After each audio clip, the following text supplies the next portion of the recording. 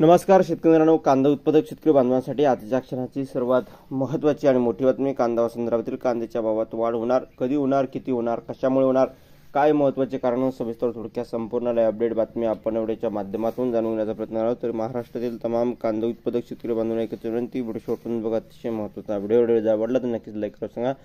तत्पूर्वी चॅनलला सबस्क्राईब करा. स्क्रीनवर शकता ज्ञानेश्वर जगताप, सभापती, लासलगाव बाजार समिती, बांगलादेश सारख्या देशात स्वतः कांदा उत्पादन सुरू या ठिकाणी करून आपल्याकडून आयात कमी केला आहे.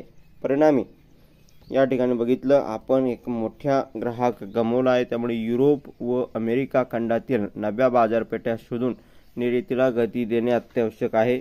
विकासीय उपाध्यक्ष निर्यातदार संघटना यांचं काय म्हणणं आहे तर बघू शकता. नाशिक RODTEP सवलत 1.9% स्थिर न ठेवता ती 5% वाढवणे गरजेचे आहे. तर ट्रान्सपोर्ट सबसिडी सुद्धा सुरू करणे गरजेचे आहे. यामुळे भारतीय कांद्याला आंतरराष्ट्रीय बाजारात स्थान बळकट करता येईल.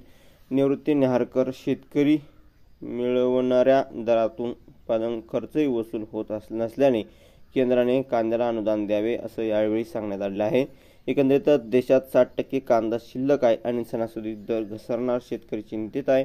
देशातील प्रमुख कांदा उत्पादक करणाऱ्या नाशिक जिल्ह्यासह मध्य प्रदेशातील रतलाम, इंदूर, उज्जैन परिसरातील अद्याप सुमारे 60% कांदा शिल्लक असल्याची माहिती सूत्राकडून मिळाली आहे.